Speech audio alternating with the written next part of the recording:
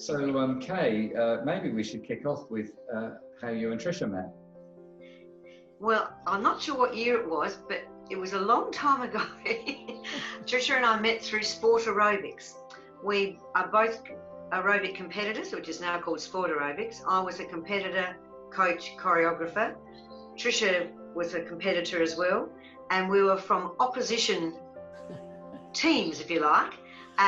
She was up north, I was south, but we just had a friendship and there was no competition between us. We would help each other. It was really a natural, really nice friendship straight away. And then, of course, that developed into a friendship, which is now more than that, a very close friendship. And also we're doing some things together, which we'll talk about in a minute. So that's how we met. Wonderful. And so you mentioned about real-time heart-based and how you got involved with Trisha in that direction. So how did that start? Well, it kind of started with Knit a Care Square. About 3 years ago, Trisha mentioned to me about Knit a Care Square, which I think everybody knows about. And so I helped her with that and put it out to my networks, which I'll talk about more shortly, how I teach in the community. And so I put it out to all of my networks in the community, and they got cracking with it and started knitting and joining and everything else, and it really grew to something bigger than Ben Hur. And the first year we went off to just a few places like Hutt Street and Vinnie's and Salvo's, etc. And then the second year it got bigger and bigger and bigger, and now it's really big and still ongoing. So that's how we got probably really close to start to go into a kindness community sort of thing.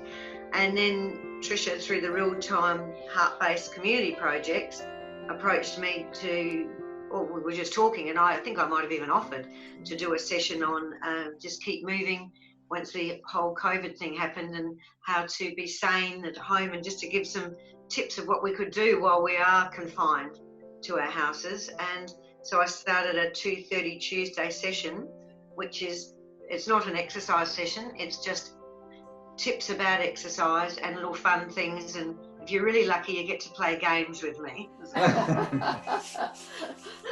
Yes, we've been in with some of those games. We've thoroughly enjoyed them. So Kay, from all of that, how would you describe what your passions are in this? I probably haven't got there's no right answer, I know, but I just love what I do. For anybody to be teaching group exercise for over 40 years, you've got to love it. I mean, I have been a lecturer, I'm a workplace assessor and trainer. There's many other things I have done, including being a director, a fitness director, a group fitness manager, all those things that I've done. And part of that, I've always been teaching group exercise. I just absolutely love it. I live and breathe it. I just love to help. It's like a mission for me to help people to be fit and mobile and healthy. And I love exercising to good music. I just like music and dancing. And so that's my real passion as far as work goes, I would have to say. It's very simple. What brings you the joy in that, Kay? Where does the joy come from? Well, the people, helping them with their lives, just seeing them respond, and just they also tell me what I've actually got little cards here I could show you where people have written me cards and said, "You are the reason I get up in the morning." And wow. I mean, those things like that, it's just to hear "you are the reason I get up in the morning," and they say things like I've changed their life, and it's just helping people in a way that I love doing, because I believe in it so much. I believe in doing all the things I do with the strength and the balance and the cardio, etc. But those little things are lovely. I've got lots of little things in this room, little cards I could read out to you that just pick one out of a box, and that's what I should do on Tuesdays. Pick one out of a box and say, "Here's today's," from, I won't mention the name. But yeah, that's a simple answer, I think.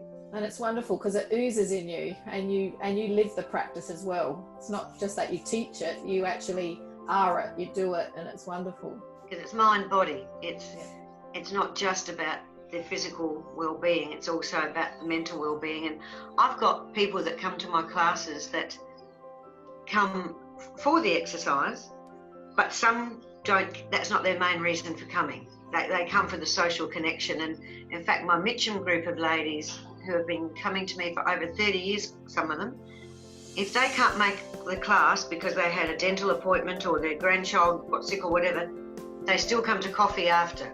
And boy, do I give them a hard time, let me tell you, when they turn up afterwards.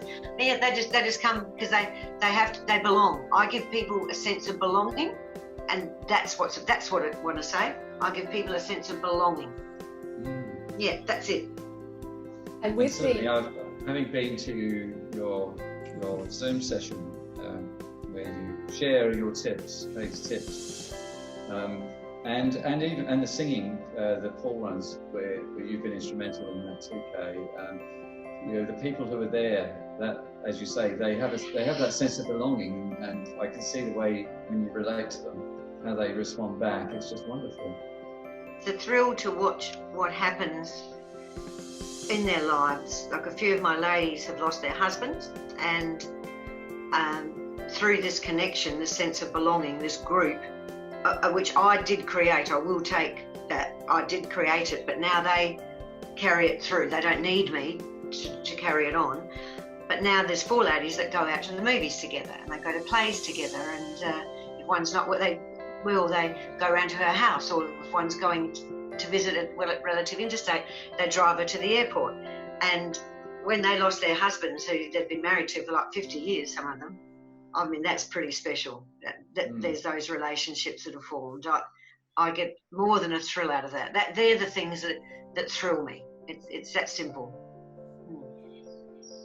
When you think about the Zoom that you've been doing, I mean, you've mentioned that, I mean, it's not fully exercise that you're providing, but I can sense and feel that same belonging and engagement that's happening within your sessions there, the conversations that you're having with your group. It is a bit. How do you see that? How do you see that session? Like, what is it about that? I think I probably do that just because, so they know how I feel about them. They know that they're special to me, and that we still belong, even though we're just over the screen like this. We still do, and they feel important and special. And I think, because I'll continue to do this even when I go back to all my classes. I told Tricia I've selected a time where I'm free. I've got 3 classes on a Tuesday, morning, lunch and night, but I'm free in the afternoon. I can always do that session. So that's going to be good. But that answers your question? Okay, that's wonderful. And my question would be, why would you continue, and what role do you see this keep moving forward playing as we move, into the future, with gradually easing of restrictions as well? How do you see this blending with what else is going on? Yes, well, I guess I would be guessing to know what's going to happen in the new normal, but I'm certainly committed to it. I think it's a healthy thing to do, and I think it's helping their mental health, and I mean, I'm committed to it and I want to help people. And I think because of my age, because I'm getting older, I suppose I'm leaning into, even though I can still teach younger, harder, groovy stuff, I think I'm leaning in towards the community, because that's the natural progression for me to go. And I'm learning a lot about it too, because I teach at community centres. There's so many wonderful things at those community centres, just like you're offering here at Real Time. There's beautiful things. They have gardening as well, the happy snippers, and they've got children's little meditative groups and things. There's really sort of amazing stuff. And I really like what's happening. That's what it is. I love what's happening in the community centre. I'm more family, team orientated. I'm not so much the corporate thing. Not really. And that's what this is. So I think this will continue. And I think out of what's happened with the whole COVID thing, I think for a while, let's hope it's quite a while, people might start to be like that too, like I already am. I think people might love that kindness, love that connection, love what's offered. And I think what I love about when I'm with you, Kay, on Zoom, you're very good at remembering what people say and picking up on that. And that's why I think people feel they belong, is because each person matters, and what they say matters to you, and you reflect that back to them, which is wonderful. Well, I think it's lovely that you even recognise that you've moved into the community because it's the experience that, you know, I can see in you uplifts you, and that's what you're bringing. So it's a lovely thought, even without this community online, is that concept of who is looking for that type of experience. And sometimes there's gaps, you know, so there's a lot of people at home that, you know, as Nigel said, throughout the day, rather than just watching TV with nothing coming back, there's an opportunity to experience something new and hear from someone who comes from their heart and shares and interacts and is listening, all in this half an hour, which is like this beautiful vitamin pill for your session. The magic pill, remember? The magic pill. I'll go and get it.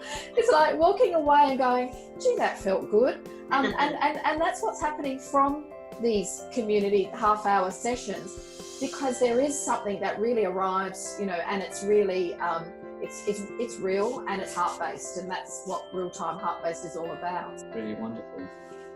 So thank you, Kay, because just listening to this, you have shown who you are.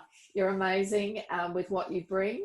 And it's not as amazing as you. It's been very, very wonderful just hearing you, you know, share what you're sharing, and your true essence of what you bring is there. And, you know, yes, you do all that in the community as well. And we will be sharing all those links to what you're up to, because there might be some people who come to your sessions that think, well, I might want to do some exercise, and that's really the whole point as well. This is the beginning, but you inspire people, and so them knowing where you're linked, where you teach, we'll definitely be sharing all those links.